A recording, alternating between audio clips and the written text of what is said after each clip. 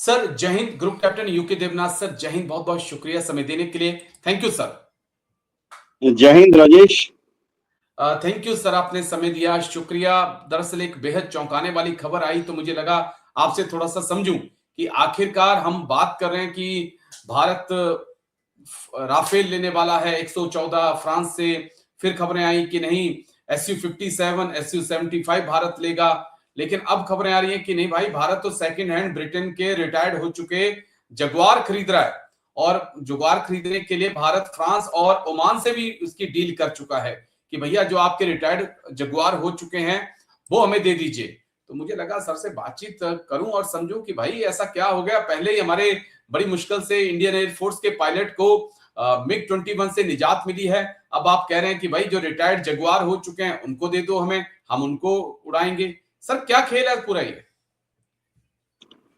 हाँ राजेश, देखो भारत को कितने खिलौने चाहिए इंडियन एयरफोर्स को। इंडियन एयरफोर्स को जो खिलौने हैं वो मिनिस्ट्री ऑफ डिफेंस देने में थोड़ी आनाकानी करता है। मैं खुद एयरफोर्स में था, 34 साल रहा, फाइटर पायलट रहा। शुरुआती दौर में नैट उड़ाया, हंटर उड़ाया, आखिर में MiG-23 उड़ाया। मेरे को ये कहने में कोई हिचकिचाहट नहीं कि भारत की सरकार, जी पहले की सरकार, आपकी सरकार, देखिए पॉलिटिकल एंगल में नहीं जाऊंगा, जी इनको लगता है कि यार एयरफोर्स को इतने महंगे खिलौने क्यों दें। देखो क्यों खिलौने हमें किस लिए चाहिए, ये जो फाइटर एयरक्राफ्ट हमें चाहिए किस लिए चाहिए। पाकिस्तान दावा करता है कि लड़ाई करेगा तो वह पाकिस्तान एयरफोर्स के 22 स्क्वाड्रन हमारे खिलाफ खड़े कर सकता है, छोटे हों, बड़े हों, मॉडर्न हों, पुराने हों। चीन दावा करता है कि उसके पास 66 फाइटर स्क्वाड्रन हैं। जी और गलवान के बाद जो एयरफोर्स की असेसमेंट थी वो थी कि ठीक है, अगर चीन के साथ फुल फ्लेज लड़ाई होती है तो 66 तो नहीं, लेकिन तकरीबन 20 फाइटर स्क्वाड्रन चीन भारत के खिलाफ तिब्बत में खड़ा कर सकता है। अरुणाचल प्रदेश से शुरू करके, सिक्किम से शुरू करके हिमाचल समझिए, हाँ, उत्तराखंड, हिमाचल होते हुए ले लेता। कश्मीर, अक्साई चीन तक। तो एक और चीज है, इंडियन नेवी बहुत दुखी रहती है एयरफोर्स से। ओके। इंडियन नेवी क्या चाहती है कि इंडियन एयरफोर्स जो है वो कम से कम 2 फाइटर स्क्वाड्रन पूर्वी तट पर तैनात रखे नेवी के सपोर्ट में, ताकि बे ऑफ बंगाल में या अंडमान जी निकोबार में या स्टेट ऑफ मलक्का में अगर कुछ हो तो वहां पर इंडियन एयरफोर्स 2 फाइटर स्क्वाड्रन उनको मदद करे।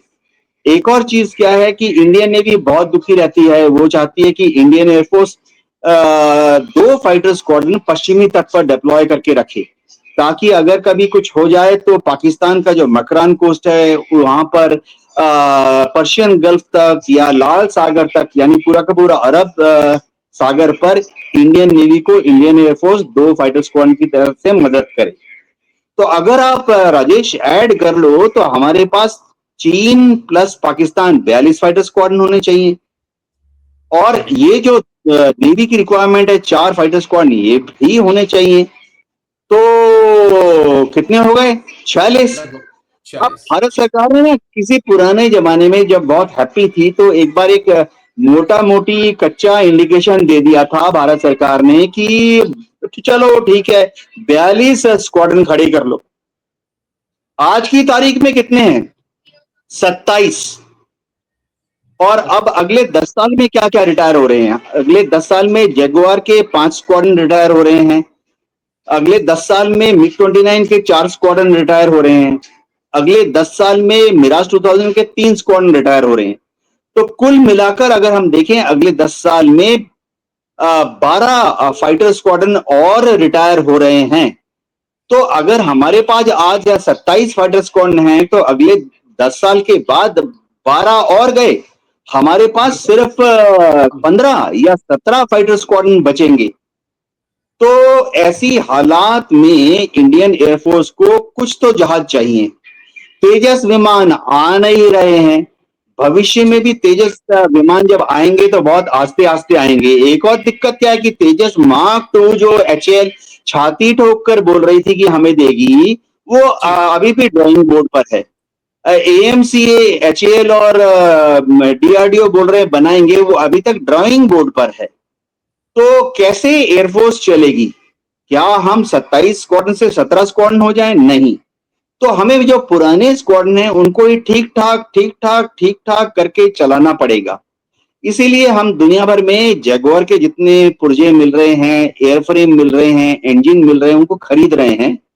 भारत में लाने के बाद एचएएल और इंडियन एयरफोर्स के जो बेस रिपेयर डिपोज हैं, वहां पे पुराने इन जगुआर के पुर्जों को धो धा के सर्विसिंग करके एक साइंटिफिक तरीके से इनकी मेंटेनेंस ओवरऑल चेकिंग करते हैं, एनडीटी करते हैं, नॉन डिस्ट्रक्टिव टेस्ट करते हैं और इनको हमारे जगुआर में फिट करके उड़ाते हैं। ये एक पुराना तरीका है। भारत की एयरफोर्स इस तरह के जुगाड़ 60 साल 30 साल पिछले 20 साल से कर रही है। हम लोग एक्सपर्ट हैं। जी राजेश।